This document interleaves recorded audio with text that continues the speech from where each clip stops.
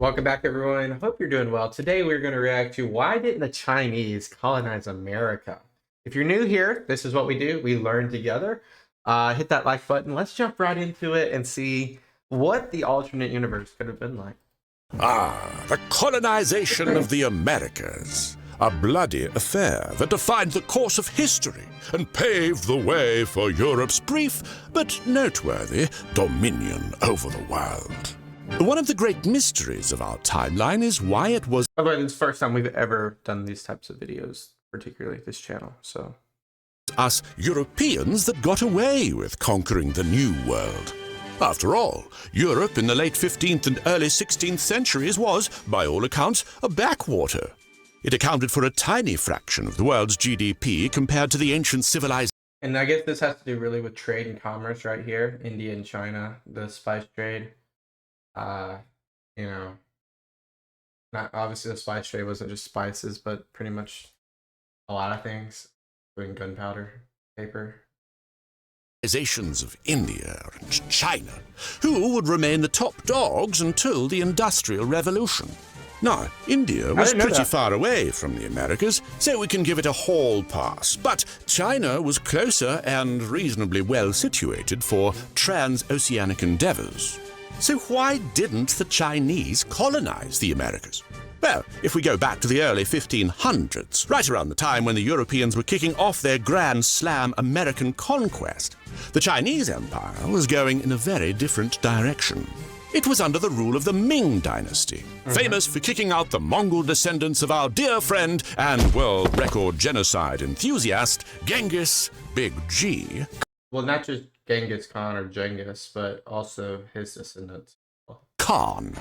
Now, we already did a video on the Mongols and their brief rule over all of China, but in a nutshell, during their reign, China was integrated into the wider trade network of the Mongol Empire that stretched across most of Eurasia. This supercharged... And fun fact is these roads, which, you know, was the spice trade, and then it was the Mongol Empire. Just like the Roman Empire, these roads are still like there today, and they were the foundations of commerce up to this day. And like I said, the Roman Empire, the roads of the Roman Empire, of course, were created, and then they were, of course, utilized to this day. Version of the Silk Road came to an abrupt end when the Mongols were overthrown. And while China was once again ruled by the Chinese, it was also again hostile to foreigners and generally indifferent to trade. This, of course, makes perfect sense when you consider China's geography. Its central heartland along its three major rivers is flanked on all sides by vast mountains and deserts, and the endless Pacific Ocean. From the point of view of the Chinese emperors, China was the center of the universe. And that was everybody, really. Everybody had this, thought process. And the farther away something was from China, the less important it was. It's to this day. To this day, that's the same. People have the same thoughts. And the Americas, situated on the other side of the Pacific Ocean, were very far away. Now, I mean, the Chinese did have the technological capabilities to reach the Americas in theory. Well, did they know about the Americas? If they knew where to look. Chinese shipbuilding was nothing to scoff at. And in fact, one of the very first acts of the new Ming Dynasty was the construction of a vast fleet of over 3... Treasure Queen? What's the Queen mean? Warship, transport ship, supply ship. Interesting. 300 ships. Treasure ship is such an interesting one. The emperor commissioned some of the largest wooden-framed vessels in history, supposedly reaching up to 100 meters in length, though that's disputed. This grand fleet, however, was not sent east into the unknown, but instead went southwest along the familiar trade routes of old. First to the maritime kingdoms of Indonesia, and then through the Indian Ocean towards Arabia. See how they're using the shallow water? China, of course, like any empire, still sought to enforce its will onto others. But Chinese imperialism was different from the tried and true European brand we all know and love. Well, most of us, anyway. You see, unlike Western Europe, China was economically self-sufficient. It had no shortage of arable land and no pressing issues of overpopulation. In fact, in the 1500s, it was still recovering from the slaughter of the Mongols 2 centuries prior. In other words, China had no pressure to engage in the expensive business of settling distant lands. They were trying to, you know, settle down a little bit before they could expand. It was just, you know, it's like the Roman Empire, kind of like moving more resources into Ireland or Scotland. There's just more stuff at home or more stuff in Germanic areas that they had to focus on. Similar thing, I'm guessing, with the Chinese. Instead, it focused on extracting tribute from its neighbors, ensuring their recognition of Chinese hegemony, and generally calling it a day at that. Thus, the great treasure ships of the Ming Dynasty were really only used to re-establish the Chinese tributary system, which had disintegrated when the Mongols were overthrown. Now, to be clear, these voyages were a shining success.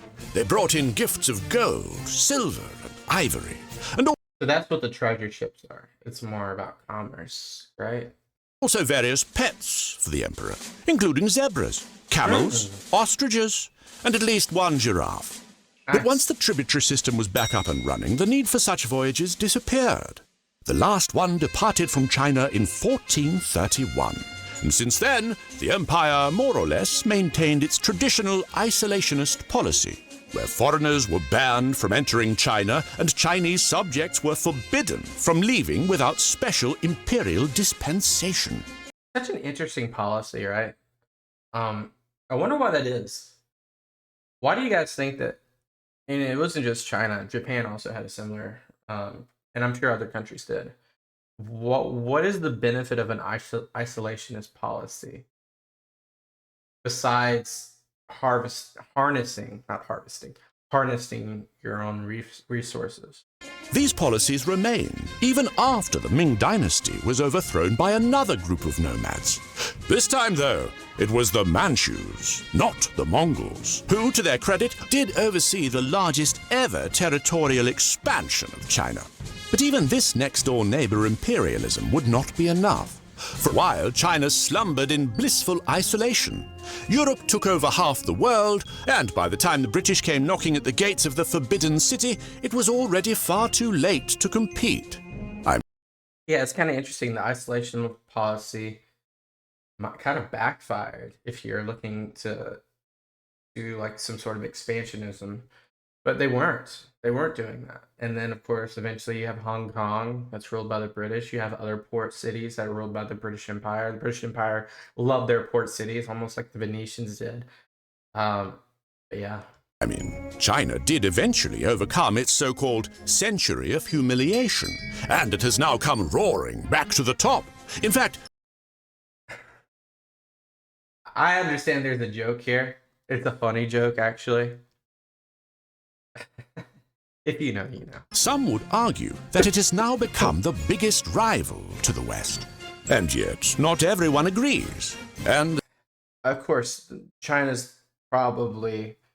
Now, I'm a little biased here, but China's the second biggest superpower in the world. Sure. As you probably well know, finding out the truth in this day and age... But you could argue that they're number one, just on manpower alone. Age is becoming an increasingly difficult endeavor.